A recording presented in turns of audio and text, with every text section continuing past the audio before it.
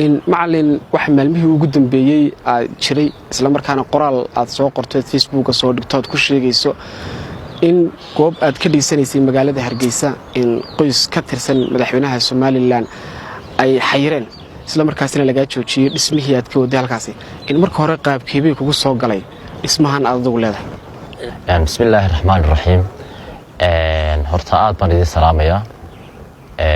حالي طوله أدو أيام صور دقي بره برتي برشة أما فيسبوك صور دقي قرال عن كل شيء جايو.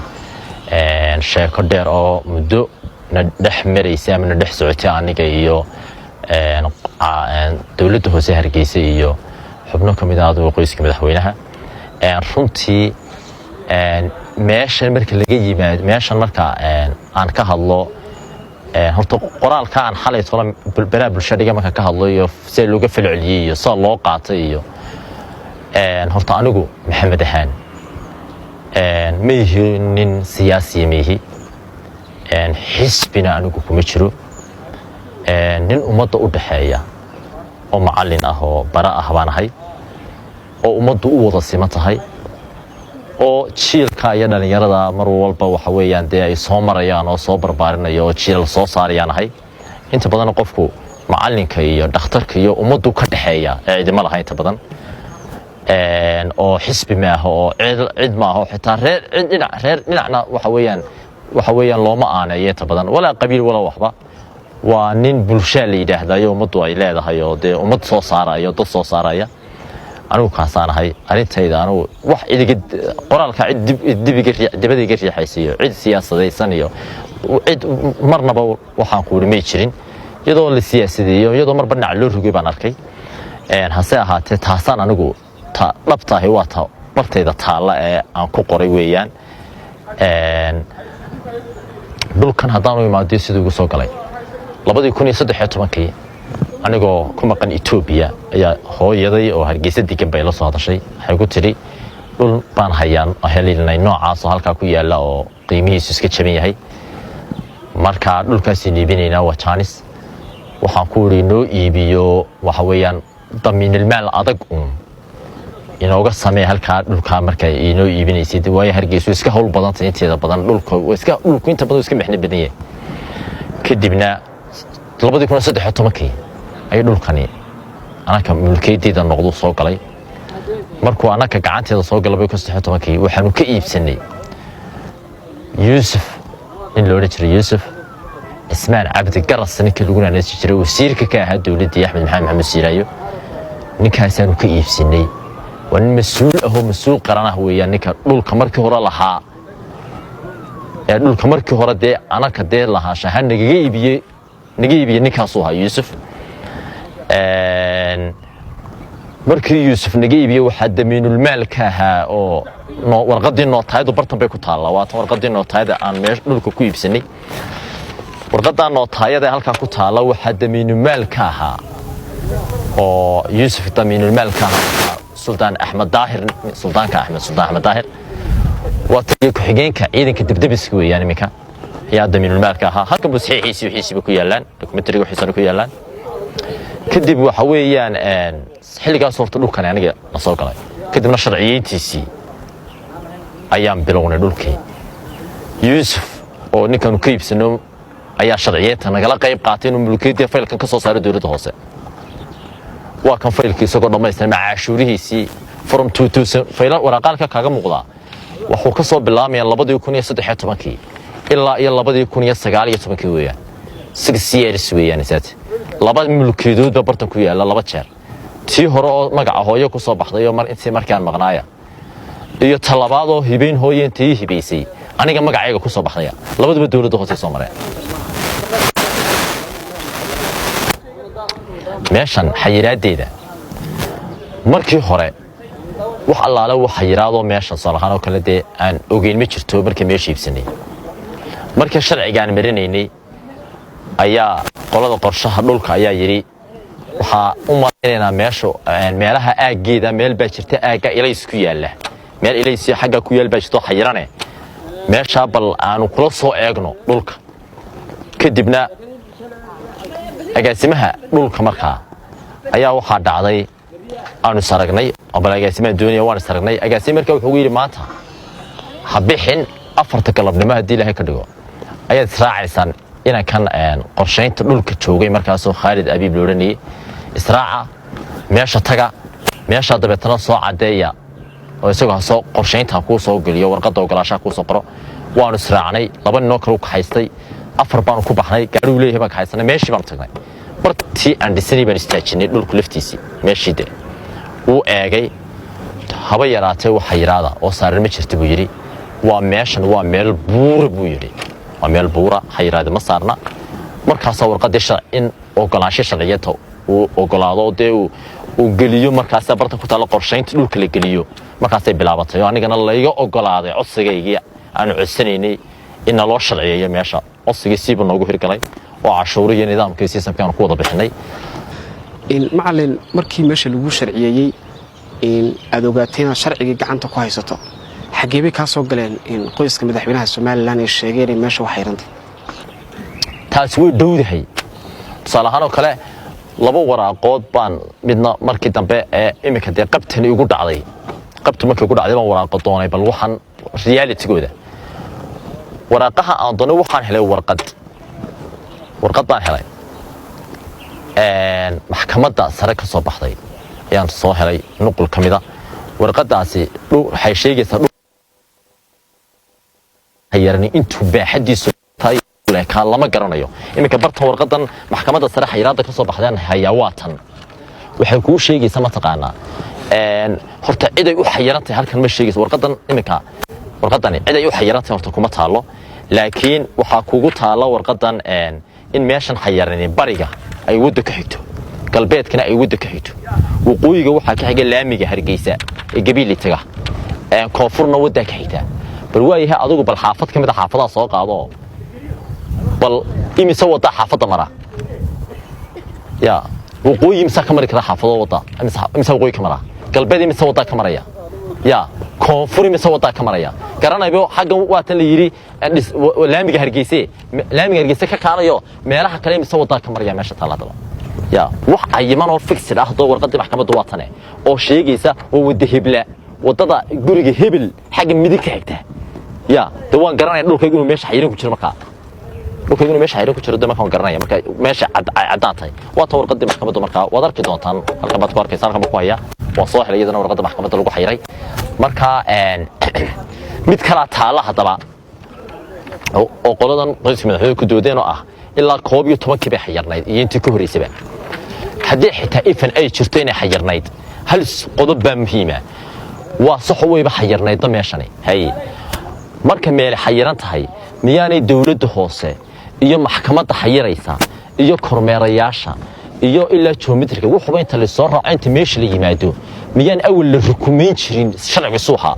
oo la isla wada gelinayn dabeetana inta laagtay meesha xayiranay inta la rukumeeyo oo meel walba faylkeeda la geyn jiray sidee baan warqadda xayiraada uga waayay dawladda hoose marka sharciga marsaniyay ya sidee baa gudoomiyaha degmadu ogaan waaya meesha xayiran sidee baa kumeelku ogaan waaya saa loo ogaan waaya ya xayiraadu ma dushunba wax walba laga xayiraa marka eeg taasa keentay qodobka ugu muhiimsan waxa weeyaan waxa eeg muhimmalka Kenya waa daatun weeyaan dhismihii markii aad bilowday caqabad baad la kulantay caqabadaas waxay ka soo bilaabantay wana dhismaha markaan hawshiisa bilaabay horta sharcigii waa soo dhameystay warqadii jeexiddu waa tan warqadii jeexiddu waxay soo baxday 2019 bishii 8 way wada saxeexantay systemkeedii oo dhan baa dhameystay warqadan marka labaad warqadda jeexidda meesha waa lay raacayo Ibraahim Koodbu degmadan waxa iga raacay niman badan bay iga raacayo geometry ku jiro waa la soo eegay meesha markay soo eegeen waxa jiray waan ku sheekan dhaafay xaafadaha meesha u dhowbaa hadal ku turuhuteena meesha galay ah meesha waa la haystaa qoys madaxweynaha haysta way xayiran tahay waxa magaalada soo galay kadibna faylkan ayaan anigu qaatay ta faylkayga documentary-ga qaataan dabeetana war doonay waan dhaqaajiyay ilaa waxaan tagay u wartagay gudoomiyaha maxkamadda degmada xigtay gudoomiyaha maxkamadda gobolka xigtay u tagayo waxa weeyaan adigu Jaanis waan doontay waan waayay Jaanis baan isku weynay dabeetana meel walba waan tagay dawladda oo dib ugu noqday waxa yareer ma jira liigu yiri markii dambe waxaan anigu iri ama badho aan iska dhaariciyay malaha meel xayiran way jirtaa oo dawladdu markan ay maalinta dambe sharciyeynaysa ma garanaysaa inta meeshii ugu yimaadeen saracnimo yahay meesha xayirani waa lacagta wixii ka sheeya lacagtu xoogaa bay jirtaa marka lacagtan ay sheegayaan ayaa siri malaha dadkii lacagta wixii ka sheeyay deganaa ayaa si ay u helaan macnaheedu heel badan iyo u helaan ay soo gashadeen aagan dunidan oo dhan ba xayiran